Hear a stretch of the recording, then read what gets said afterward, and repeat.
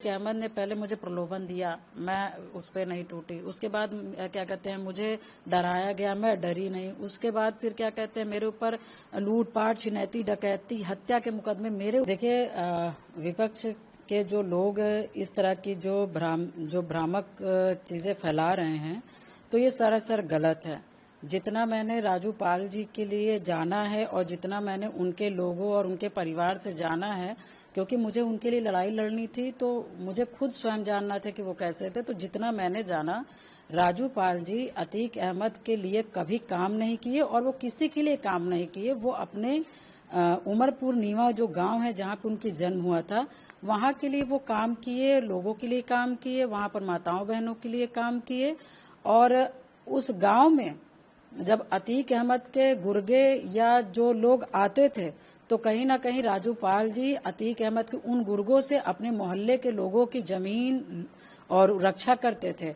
और जिससे कि कहीं ना कहीं अतीक अहमद को ये बुरा लगता था कि मेरे गुर्गे हर जगह, मतलब कि कहीं ना कहीं हर काम को सिद्ध कर लेते हैं, मगर उमरपुर नीवा में क्यों नहीं सिद्ध हो पा रहा है। और जब नाम पता चला कि वहां पर राजू पाल एक आदमी है जो कि अतीक अहमद जैसे जो इनके गुर्गे हैं वो नीवा में नहीं घुस पाते, और वहां पर जो गुंडाई करनी चाहिए अतीक अहमद के लोगों को वहां पर नहीं हो पाती है, तब अतीक अहमद जाना कि कोई राजू पाल हैं, ठीक है।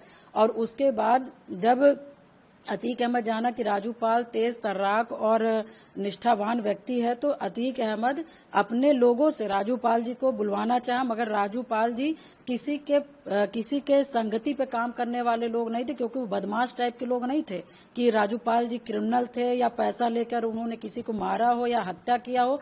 20.5 साल का जीवन हो गया है मेरा, किसी ने एक आदमी हमको या कहीं पे भी एक लेटर लिख करके दे दे या बता दे कि राजू पाल जी ने किसी की जमीन ही हड़पी थी, या राजू पाल जी ने किसी की क्या कहते हैं फर्जी, मतलब कि किसी के साथ कोई कांड किया था। एक एप्लीकेशन आज तक 20.5 साल का राजनीतिक जीवन हो गया, कभी नहीं किसी ने दिया। और जब राजू पाल जी ने अतीक के लोगों का अपने गांव में घुसने का विरोध किया, तो यही अतीक अहमद, उस समय अतीक अहमद की तूती बोला करती थी। अतीक अहमद प्रशासन को कह दिया कि ये ऐसा ऐसा बंदा है, ये इसका नाम हो रहा है, ये उठ रहा है, इसके ऊपर जिस तरह से मुकदमे हो लगाने का काम करी। तो प्रशासन के द्वारा 8 से 9 मुकदमे सिर्फ अतीक अहमद के कहने पर वहां पर क्या कहते हैं प्रशासन ने लगाने का काम किया। इसलिए उसके बाद लगाने का काम किया। उसके बाद जब राजू पाल जी तब भी नहीं माने कि मतलब अतीक अहमद बुला रहा है जा करके मिले, क्योंकि दुनिया बुलाते थे लोग डर के चले जाते थे, मगर राजू पाल जी डरते नहीं थे, ये सच्चाई है। इसलिए अतीक के पास नहीं गए। जब अतीक के पास नहीं गए, तो यही अतीक अहमद ने सारे मुकदमे लगवा करके राजू पाल जी के ऊपर गैंगस्टर के मुकदमे लगवा दिए और हिस्ट्री सीटर का मुकदमा लगवा दिया। तो मैं यही कहना चाहती हूँ कि जो राजू पाल जी के लिए जो अनर्गल बात आज के डेट में की जा रही है, वो सरासर गलत है। सिर्फ राजू पाल जी की छवि को धूमिल करने के लिए ये की जा रही है कि राजू पाल जी को कैसे संपैथी और कैसे लोग आज भी पसंद करने वाले लोग हैं। मैं यही बोलना चाहूंगी। देखिए, मैं यही कहना चाहूंगी कि विपक्ष और समाजवादियों के पास तो कुछ बचा नहीं है मेरे खिलाफ में कुछ बोलने के लिए, क्योंकि मेरी लड़ाई न्यायहित है। मैंने न्याय के लिए लड़ाई लड़ने का काम किया है। तो जो आज इस तरह से अनर्गल बातें चल रही हैं, तो पहली बात तो मैं बता दूं कि मेरी बहुत छोटे उम्र में शादी हो गई, जो कि मैं 20.5 साल मुझे हो गया राजनीति करते हुए। मेरे पिताजी के रहते, मेरे चाचा जी के रहते, मेरे भाई के रहते, हम ही नहीं, हम 4 बहनें थे। हम चारों बहनों में कभी किसी ने बाहर जाके काम ही नहीं किया। तो मैं आपके माध्यम से बताना चाहूंगी कि ये जो बताया जा रहा है कि मैं हॉस्पिटल में काम करती थी, और मैं तो यूट्यूबरों का देख के तो मैं कभी कभी हंसती भी हूँ कि 2005 में मुझे एनएम बनाया गया, फिर 2016 में फिर बीच में मुझे नर्स बनाया गया, फिर यूट्यूबरों के द्वारा मुझे फिर 2016 में वहां पे उसी हॉस्पिटल में झाड़ू पोछा करने के लिए कह दिया जाता है, मतलब कि उसमें दिखाया जा रहा है कि पूजा पाल ने झाड़ू पोछा। तो आप झूठा लिखेंगे तो कहीं ना कहीं किरदार को मेरा चेंज कर देंगे, मगर मैं ये कहना चाहूंगी आपके चैनल के माध्यम से कि पूजा पाल ने कभी अपने जीवन में कभी भी हॉस्पिटल में काम करने किसी भी प्रकार का काम नहीं की। बस मेरी शादी हुई, उसके बाद फिर हमने संघर्ष करने का काम किया। और राजू पाल जी से जब मैं काम नहीं करती हूँ, तो राजू पाल जी से वहां कैसे मुलाकात हो जाएगी, कोई सवाल ही नहीं है। और रही बात फिर क्या कहते हैं कि विवाह का, तो राजू पाल जी से मेरा विवाह अरेंज मैरिज है और मेरी बुआ ने शादी करवाई और राजू पाल जी की जो मामा की उनकी बेटी थी उषा पाल जी उन्होंने कराई। जो सच्चाई है मैंने बताने का काम किया। कोई हॉस्पिटल में काम नहीं करते थे, कोई वहां पर देखने नहीं गया, ना कोई सुनना। हमारा शादी प्योर अरेंज मैरिज है। बस ये है कि हाँ राजू पाल जी के ऊपर क्योंकि अतीक अहमद से चुनाव जीतने का कहीं ना कहीं बड़ा राजू पाल जी को दिक्कत हुआ, जो कि राजू पाल जी के ऊपर दो अटैक उसी समय हुए विधायक बनने के बाद। और उसी के बाद फिर ये हुआ कि शादी होनी है, तो फिर परिवार लोगों की ये सोच थी और राजू पाल जी की ये सोच थी कि शादी हम लोग मतलब कि शादी जो हम लोग करेंगे बुआ वो हम लोग क्या कहते हैं, हम लोग शादी वहाँ मंदिर से करेंगे, शिव जी के मंदिर से करेंगे।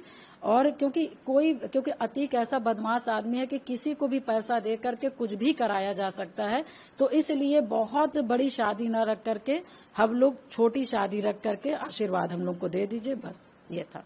देखिए मैं इसके बारे में यही बोल सकती हूँ कि मैंने, अब मुझे तो बताना नहीं चाहिए, मैं चैनल पे ऑलरेडी बहुत विस्तार पूर्वक मैंने बता दिया, जो कि नहीं बताना चाहिए। लोग मना भी करते हैं निजी जीवन के बारे में बात करने पे, मगर न बताइए तो लोग कुछ भी छापते रहते हैं। जो कि मैंने पूर्णतः जो सही था मैंने बताया कि जिस तरह से, क्योंकि अतीक अहमद ने पहले मुझे प्रलोभन दिया, मैं उस पर नहीं टूटी। उसके बाद क्या कहते हैं, मुझे डराया गया, मैं डरी नहीं। उसके बाद फिर क्या कहते हैं, मेरे ऊपर लूटपाट, छिनैती, डकैती, हत्या के मुकदमे मेरे ऊपर लगाए गए, मैं उससे भी नहीं घबराई। उसके बाद फिर क्या कहते हैं, मेरे परिवारों के जनों को ऊपर लगाया गया, उसके बाद भी मैं नहीं टूटी। तो आप ये देख रहे हैं कि जिस माफिया से मैं लड़ती आ रही हूँ, तो क्या कहीं ना कहीं वो रंजिश दूसरी तरीके से नहीं निकाल सकता।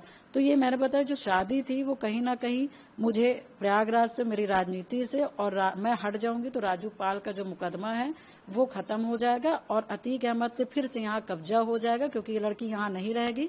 तो फिर कहीं ना कहीं हमारी राजनीति वापस आ जाएगी, हमारी पहचान वापस आ जाएगी, राजू पाल का मुकदमा खत्म हो जाएगा। इस उद्देश्य से मेरे अपने ही लोगों को मिला करके किया गया। और जब मुझे पता चला तो मैंने इसका विखंडन किया और मैंने फैमिली कोर्ट में मैंने इसका दायर भी किया।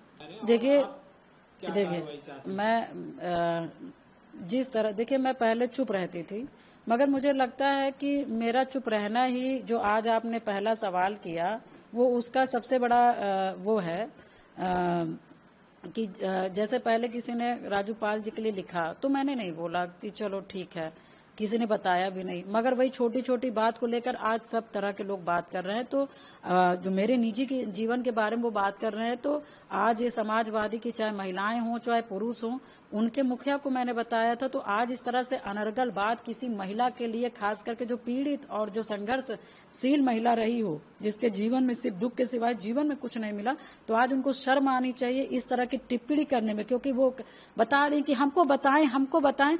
कोई इंसान अपना दुख या घटना या षड्यंत्र क्या घर में पेपर बना के, क्या पेपर घर घर में बांटता है? जब दुख आता है, जब जीवन में संघर्ष आता है, तो उससे लड़ने का काम करता है, न कि जा करके कहीं बताने का काम करता है। जो मैंने सीखा, हो सकता है ये लोग बताते हों, मगर हमने कभी बताना नहीं सीखा, हमने लड़ना सीखा है, हमने उससे बाहर उबरना सीखा है।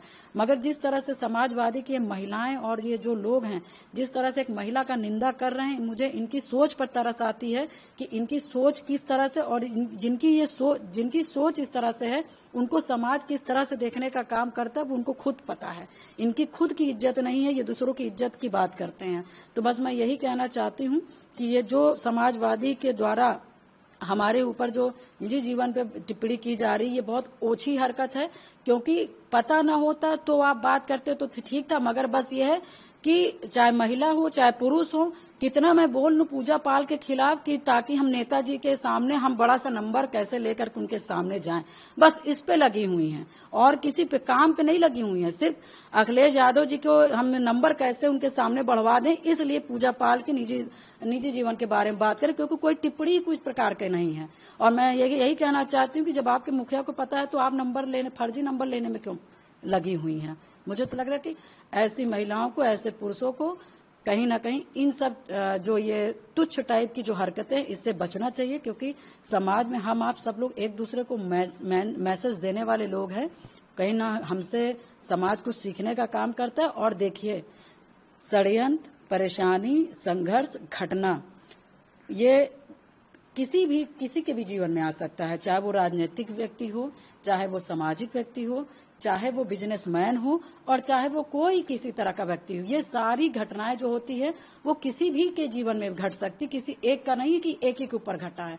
और जिस तरह से हमारे ऊपर टिप्पणी की जा रही है, हम इनके यहाँ की टिप्पणी करना चालू कर देंगे तो इनकी संस्कृति, इनके परिवार लोगों ने क्या सिखाया मुझे नहीं पता है, मगर मैं जानती हूँ कि मेरे परिवार के लोगों ने कभी ओछी हरकत करना नहीं सिखाया। तो मैं इनके बारे में बहुत कुछ नहीं बोलना चाहूंगी, बस ये कहना चाहूंगी कि एक जो पीडीए का जो पाठशाला ये लगाए हैं, इससे अच्छा है कि पहले पीडीए के पाठशाला से अच्छा है कि पहले ये लोग अपना एक पाठशाला लगा करके पढ़ने का काम करें कि हमें महिलाओं को कैसी इज्जत देनी है।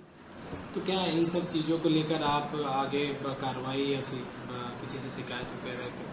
हाँ बिल्कुल, देखिए क्योंकि मैं जिस तरह से देख रही हूँ कि दिन पे दिन से भी है, लोग अपना नंबर बढ़ाने के लिए कुछ भी बोल जा रहे हैं। तो मैंने शासन में और मैंने डीजीपी साहब के यहाँ मैं गई और उनसे मैंने पूरा लिखा पढ़ी कर कि जिन्होंने जैसे उल्टे सीधे, देखिए मेरे जीवन के बारे में आप सही लिखिए, मैं गरीब परिवार से थी, मेरे पिता दुकान चलाते थे, मेरे पिता साइकिल की दुकान थी, उसमें हवा पंचर सब काम होगा, मगर आप इसको लिखिए जो सही है। मगर आप किसी के बारे में गलत और अफवाह जो मतलब कि जो जीवन में हमने किया ही नहीं आप उसको वो करेंगे तो ये गलत बात, उस पर मैं टिप्पणी करूंगी, उसका विरोध करूंगी। और मैंने शासन में मैंने डीजीपी को लिख करके दिया है और इसको कहीं ना कहीं इस पर संज्ञान लिया जाएगा और जो भ्रामक और जो गलत तरीके के तथ्यों को दिखाएगा उसके ऊपर कार्रवाई भी की जाएगी। ये मैं मांग करती हूँ शासन और डीजीपी से।